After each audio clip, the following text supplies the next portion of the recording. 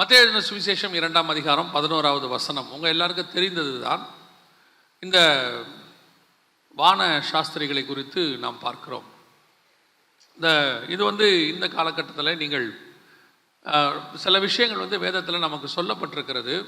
நாம் அதை கொஞ்சம் தப்பாக புரிஞ்சு கொள்ளுகிறோம், அவ்வளோதான். அல்லது என்னென்னா, நம்ம ட்ரெடிஷனாக சில காரியங்களை கேட்டுக்கிட்டு இருக்கிறோம்.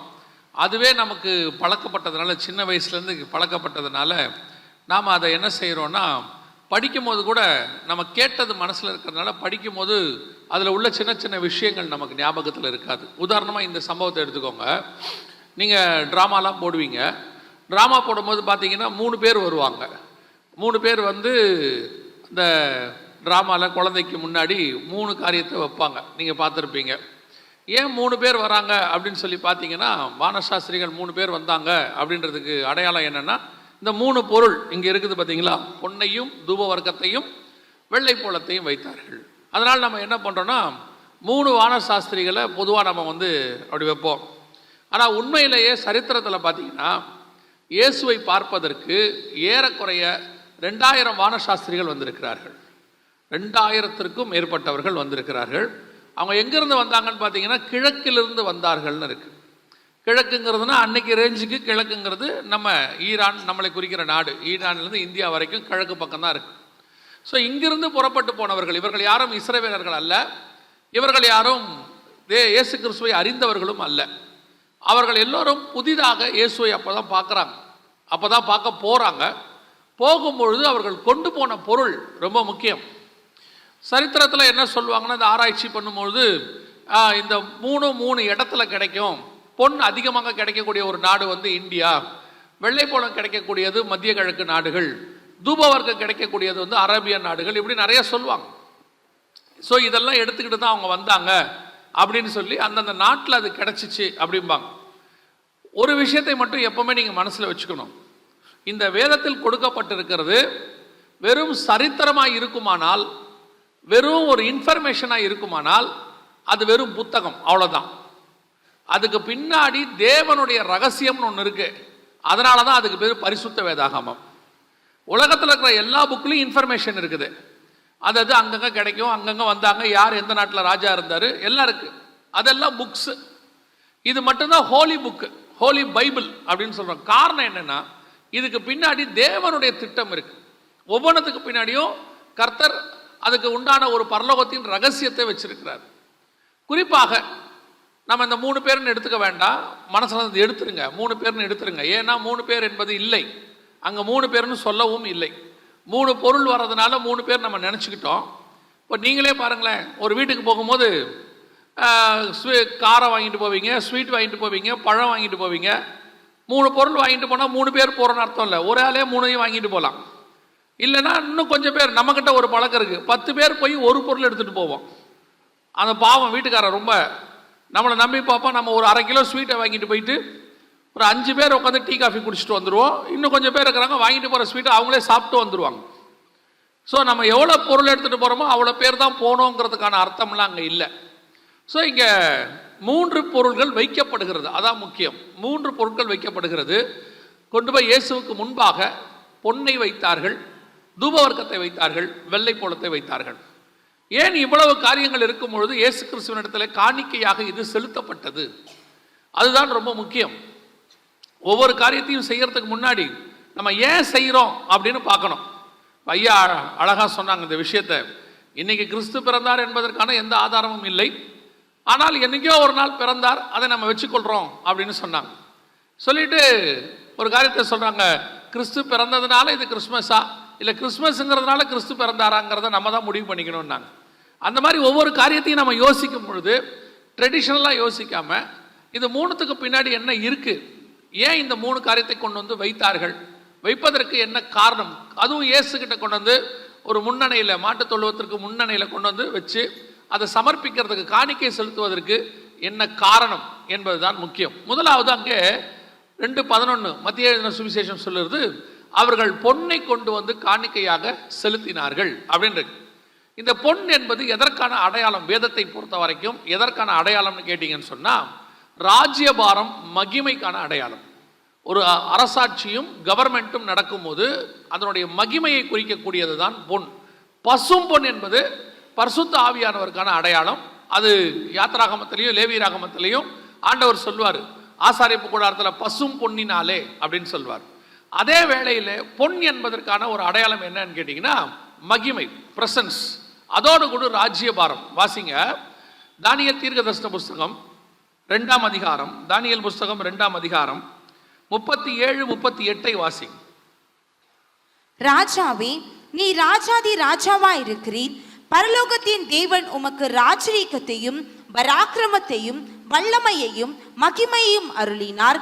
சகல இடங்களிலும் உள்ள மனுபுத்திரரையும் வெளியின் மிருகங்களையும் ஆகாயத்து பறவைகளையும் அவர் உமது கையில் ஒப்பு கொடுத்து உம்மை அவைகளை எல்லாம் ஆளும்படி செய்தார். பொன்னான அந்த தலை நீரே. அப்போ ஒரு நேபுகாத்நேச்சார் ஒரு சிலையை பார்க்குறாரு. அதில் ஒரு சிலையில் சொப்பனத்தில் அது பொன்னாக இருக்கிறது தலை. அந்த பொன் என்பதற்கான விளக்கத்தை தான் இந்த வசனம் கொடுக்குது. 2:37-38 வசனம் சொல்லுது, சகல இடங்களிலும் உள்ள மனுபுத்திரரையும் வெளியின் மிருகங்களையும் ஆகாயத்து பறவைகளையும் அவர் உமது கையில் ஒப்பு கொடுத்து அப்படின்னு. இப்போ இயேசு கிறிஸ்து வர்றதுக்கு முன்னாடி வரைக்கும் இந்த உலகத்தின் ராஜ்யம் யார் கையில் இருக்குது அப்படின்னு பார்த்தீங்கன்னு சொன்னால் உங்கள் எல்லாருக்கும் தெரியும். 4ஆம் அதிகாரம் மத்தேயுல பிசாசு இயேசுவை கொண்டு போய் மலை மேலே நிறுத்தி ஒரு வார்த்தை சொல்கிறான், இந்த உலகத்தின் ராஜ்யங்களும் அதன் மகிமைகளும் எனக்கு கொடுக்கப்பட்டிருக்கிறது, எனக்கு இஷ்டமானவனுக்கு நான் கொடுக்கிறேன் அப்படின்னு சொல்கிறான். ஆதாம் மூலமாக இந்த உலகத்தில் ஆளுகை தொடங்கியது. ஆண்டு கொள்ளுங்கள்னு ஆண்டவர் ஆதாம்கிட்ட சொன்னார். ஆதாம் அதை இழந்துட்டார். அது பிசாசு கைக்கு போயிடுச்சு. ஏறக்குறைய 4000 வருஷமாக இந்த ஆளுகை பிசாசின் கையில் இருக்கிறது. இப்போ இந்த பொன்னை கொண்டு வந்து வைப்பதற்கான அடையாளம் என்னன்னா, உலகத்தினுடைய ராஜ்யம், மகிமை, இது அத்தனையும் பராக்கிரமம் எல்லாத்தையும் ஆளுகை செய்கிற ஒருத்தர் பிறந்திருக்கிறார். அவர்தான் ஆளுகை செய்ய போகிறார் என்று அர்த்தம். நாம் தேவனை, இயேசு கிறிஸ்துவை பிறந்ததற்கு என்ன காரணமாக நினைக்கிறோம்? நம்ம பொறுத்த வரைக்கும் நம்ம பர்த்டேவும் இயேசு பர்த்டேவும் ஒரே மாதிரி ஆக்கிட்டோம் இன்னைக்கு. ஆனால் நம்ம பர்த்டே விட இயேசு பர்த்டே மோசமாக போயிட்டு இருக்குது. என்ன மோசமாக போயிட்டு இருக்குதுன்னு கேட்டிங்கன்னா, பொதுவாக நம்ம பையனுக்கு பர்த்டே வந்தால் நம்ம பையனுக்கு தான் ட்ரெஸ் எடுப்போம். ஆனால் இயேசுநாதருக்கு பர்த்டே வந்தால் நமக்கு தான் எடுத்துக்கிறோம், அவருக்கு எடுக்கல. இப்போ இதுதான் இங்கே பிரச்சனையே. இயேசுக்கு பர்த்டே வருது, அப்போ நீங்கள் யாருக்கு ட்ரெஸ் எடுக்கணும்? இயேசுக்கு தானே எடுக்கணும். நான் என்னைக்காவது இயேசுக்கு ட்ரெஸ் எடுத்துருக்குறோமா?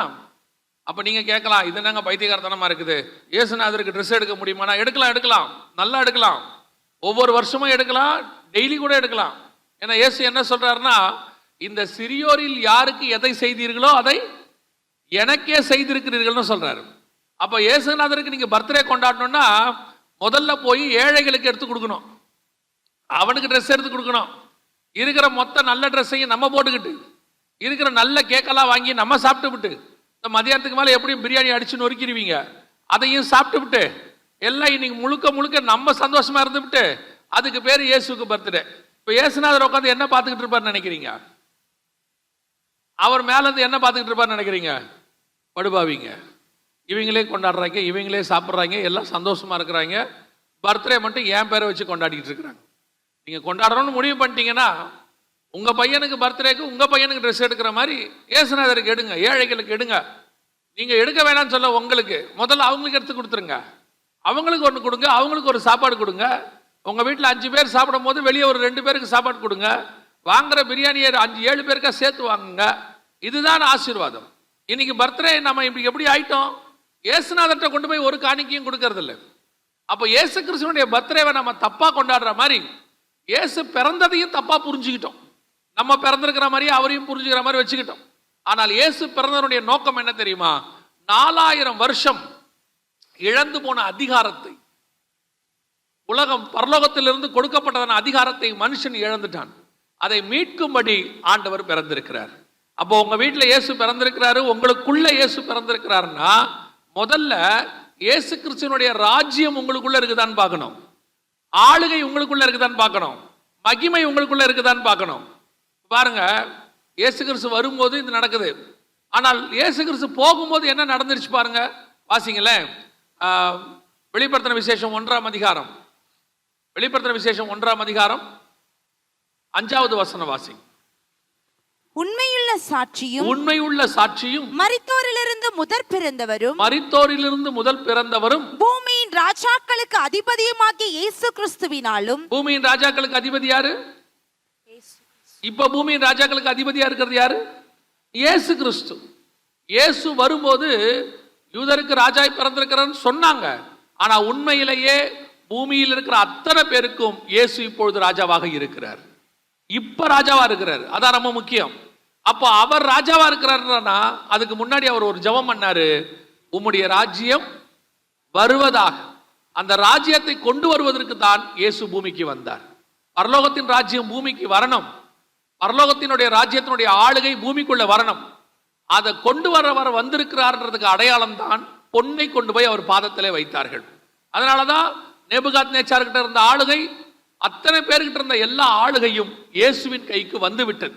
இன்னைக்கு நம்மளை பொறுத்த வரைக்கும் அவர் ராஜாவா இருக்கிறார், இவர் ராஜாவா இருக்கிறார். நான் அதான் அடிக்கடி சொல்வேன், அமெரிக்கா வரைக்கும் யார் ஜனாதிபதியா வருவாங்க நம்ம ஜோம் பண்ண ஆரம்பிச்சிட்டோம்.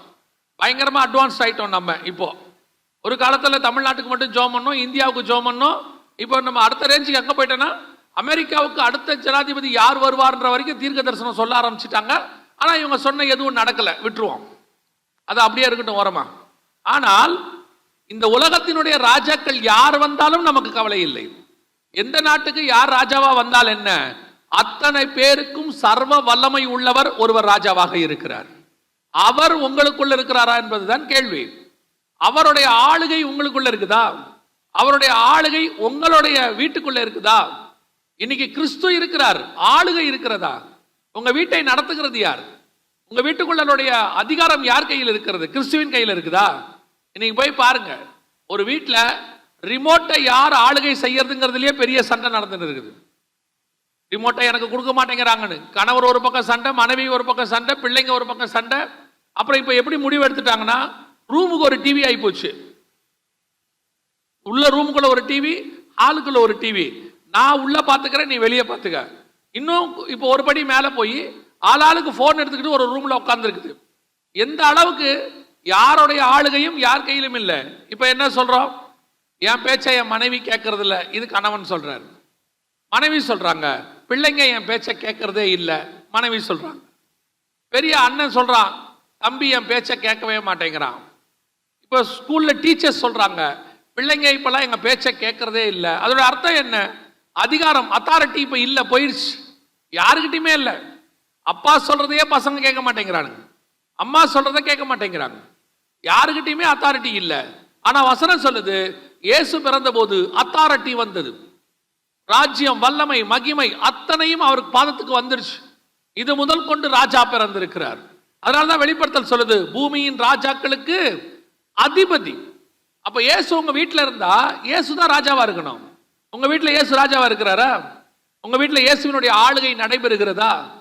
உங்க வீட்டுல போய் பாருங்க, யாருடைய ஆளுகை நடக்குது. காலையில எழுந்திருச்சு போய் பாருங்க, இயேசுநாதர் உங்க வீட்டுல இருக்கிறாருன்றதுக்கான எந்த அடையாளமும் இருக்காது. உங்க பிள்ளைங்க ஸ்கூலுக்கு போகிற வரைக்கும் இயேசுநாதர் உங்க வீட்டுல இருக்கிறதுக்கான எந்த அடையாளமும் இருக்காது. காரணம் என்னன்னா, உங்க பிள்ளைங்க ஸ்கூலுக்கு போகிற வரைக்கும் 3ஆம் உலக யுத்தம் ஒண்ணு நடக்கும் இல்லையா? அடித்தடி நடக்கும். ஷூ எங்க, சாக்ஸ் எங்க, அதங்க இத்தங்க அப்படியே புடிச்சு, அப்படியே இந்த அம்மா பாவமா இருக்கும். இந்த அம்மாவை பார்த்தா காலில் சக்கரம் கட்டாத குறைதான், அப்படியே கிச்சனுக்கும் ஹாலுக்கும் ஓடிக்கிட்டே இருக்கும். இதுல அந்த அம்மாவுக்கு எப்போ ரொம்ப கோபம் வரும் தெரியுமா? இவ்வளோ ஓடிக்கிட்டு இருக்கும்போது ஒரு ஆள் உட்காந்து பேப்பர் படிச்சுட்டு இருப்பார் அந்த வீட்டில். யாரு? அவங்க வீட்டுக்காரர். இந்த அம்மாவுக்கு அந்த வீட்டுக்காரரை பார்க்கும்போது அவ்வளோ கோபம் வரும். ஆனா வீட்டுக்காரரை திட்ட முடியாது நேரடியா. அதனால பொத்தாம் பொதுவா சொல்லும், நீங்கெல்லாம் உருப்படவே மாட்டீங்கடாங்க. பையனை சொல்ற மாதிரியே சொல்லும். அந்த பையன் ஸ்கூலுக்கோ பொண்ணு ஸ்கூலுக்கு போகிற வரைக்கும் அந்த வீடு 3ஆம் உலக யுத்தம் மாதிரி இருக்கும். இயேசுநாதர் வீட்டில் இருக்கிறதுக்கான எந்த அடையாளமும் இருக்காது. இப்போ கூட பாருங்க, எக்ஸாம் முடிஞ்சிருச்சு. போன சனிக்கிழமை பையன் சொல்றான் எக்ஸாம் முடிஞ்சிருச்சுன்னு. அம்மா ஷாக் ஆயிருச்சு, எப்படா திறப்பாங்க ஸ்கூலு? அந்த அம்மா தான் முதல் கேள்வி கேட்குது, ஸ்கூல் எப்போ திறக்கிறாங்க? 3ஆம் தேதி. 3ஆம் தேதியா? அந்த அம்மாவுக்கு அவ்வளோ ஷாக்கா இருக்கு. ஏன்னா இவன் வீட்டில் இருந்தானா அவ்வளோ தொல்லை. வீடு 3ஆம் உலகத்தோட மோசமா போயிட்டு இருக்குது. அடுத்து சாயங்காலத்தில் போய் பாருங்க உங்க வீட்டை, உங்கள் வீட்டில் சண்டை இருக்காது, ஆனால் சீரியலில் போடுற சண்டை உங்கள் வீட்டில் போயிட்டே இருக்கும். எல்லா வீட்லேயும் சாயங்காலம் 7 மணிக்கு மேலே சண்டை சத்தம் தான். அவளை கொல்லாமல் விட மாட்டேன், அவள் குடும்பத்தை நான் பிரிக்காமல் விட மாட்டேன், இப்படி எல்லா வீட்லேயும் சண்டை. இப்போ இவங்க என்ன சொல்கிறாங்க பாடும்போது, எங்கள் வீட்டுக்குள் இயேசுவின் ராஜ்யம் நடைபெற்று கொண்டிருக்கிறது. யார் சொன்னது? 100% போய். இன்னைக்கு கிறிஸ்தவர்கள் பண்டிகைங்கிற பேரில் உங்களை நீங்கள் ஏமாற்றிக் கொண்டிருக்கிறீர்கள். பண்டிகையினுடைய நோக்கம் என்ன? அது எதை தெரியப்படுத்துகிறது? பஸ்கா பண்டிகை இயேசு கிறிஸ்துவினுடைய மரணத்தை தெரியப்படுத்துகிறது. அப்போ இயேசு பிறந்திருக்கிறாருன்னா உங்கள் வீட்டில் இருக்கணும்ல, உங்கள் வீட்டில் ஆளுகை இருக்கணும்ல, உங்கள் வீட்டில் இயேசுநாதர் ஆளுகை செய்கிறாருங்கிறதான அந்த ஒரு சிம்டமாவது இருக்கணும்ல. உங்கள் வீட்டில் யார் ஆளுகை செய்கிறாங்களே தெரிய மாட்டேங்குது. சில வீடுகளில் போனால் தப்பாக எடுத்துக்காதீங்க, நான் உங்களை சொல்லலை, சில வீடுகளுக்கு போனால் லிட்டலாக வீட்டில் பிசாசு இருக்கிறத நீங்கள் பார்க்கலாம். அப்படியே தலைவிரி கோலத்தில் அந்த அம்மா கத்திக்கிட்டு உட்காந்துருக்கும், அவர் ஒரு பக்கத்தில் பனியனை போட்டு கத்திக்கிட்டு உட்காந்துருப்பாரு, சுற்றி இருக்கிற அத்தனை வீட்டுக்காரரும் வாசலில் உட்காந்து பார்த்துக்கிட்டு இருப்பான். அவனுக்கு அதுதான் என்டர்டைன்மெண்ட்.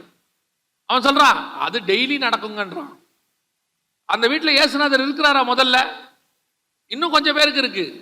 சண்டை போட்ட உடனே வீட்டில் போடுறது பிடிக்காது அவங்களுக்கு, கிடுகிடுன்னு வாசலை தாண்டி வெளியே வந்துடுவாங்க, என்னமோ பாக்ஸிங் போடுற மாதிரி.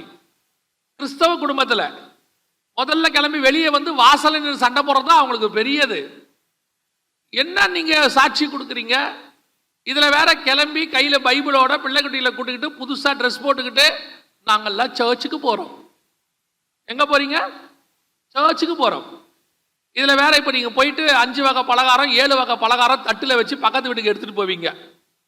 அவன் அப்படியே பார்த்துக்கிட்டே இருப்பான், நேற்று சண்டை போட்ட வீடா இது, இன்னைக்கு இவ்வளோ நல்லவங்களா இருக்கிறாங்க. அவங்களே சொல்லுவான், ஒரு நாள் தான் அப்படி இருப்பாங்க, நாளைக்கு பாருங்க அவங்கள பற்றி தெரியும்பா. இன்னைக்கு பண்டிகை கொண்டாடுகிறதுனாலே நீங்கள் கிறிஸ்தவர்கள் என்று தெரியக்கூடாது, உங்கள் வீடின் ஒவ்வொரு நாள் சாட்சியும் நீங்கள் கிறிஸ்தவர்கள் என்று தெரிய வேண்டும். இயேசு உங்கள் வீட்டுக்குள்ளே இருக்கிறது தெரியணும். தெரியுதா? அதான் கேள்வி. உங்கள் வீட்டுக்குள்ளே கிறிஸ்துவின் ராஜ்யம் இருக்கா? ஆளுகை வந்துடுச்சா? யோசிச்சு பாருங்க. இயேசு பிறந்தார்னு தெரிஞ்ச உடனே ஏரோது கலங்கினான்னு இருக்கு.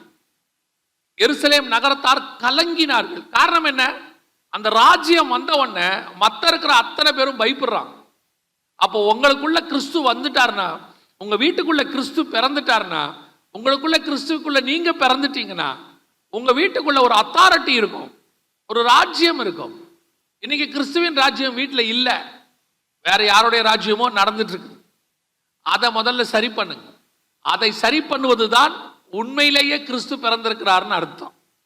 உங்க வீட்டுக்குள்ள ஒரு வருஷம், இப்ப நீங்க எப்படி ஜனவரி மாசம் 1ஆம் தேதி ஆளாளுக்கு ஒரு தீர்மானம் எடுப்பீங்க இல்ல? 1ஆம் தேதி மாதிரி தீர்மானம் எடுக்கிற நாள் உலகத்திலே என்னைக்கும் இல்லை. 2ஆம் தேதி மாதிரி தீர்மானத்தை மீறுற நாளும் கிடையாது. 1ஆம் தேதி இப்ப தீர்மானம் எடுப்பீங்க. என்ன எடுப்பீங்க? நிறைய தீர்மானம் எடுப்பீங்க. இன்னிலிருந்து வாக்கிங் போக போறேன் அப்படின்னு. 2ஆம் தேதியே போக மாட்டீங்க. என்ன முடிவு எடுப்பீங்க? நாளையிலிருந்து போகலாம். அது கதை முடிஞ்சு. நீங்க இந்த தீர்மானத்துக்கெல்லாம் பதிலா இது எல்லாத்தையும் விட்டுட்டு ஒரு தீர்மானம் எடுங்க.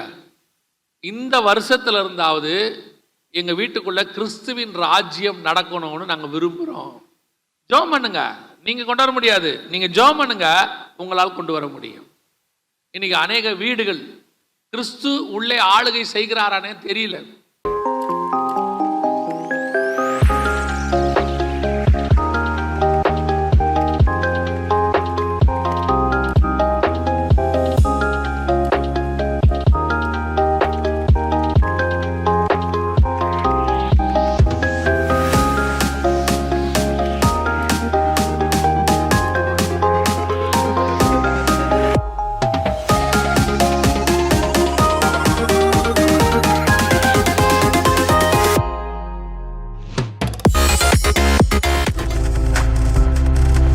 நீங்கள் பார்த்துக் கொண்டிருப்பது உங்கள் ஜாய் டிவி. உங்கள் துக்கம் சந்தோஷமாய் மாறும்.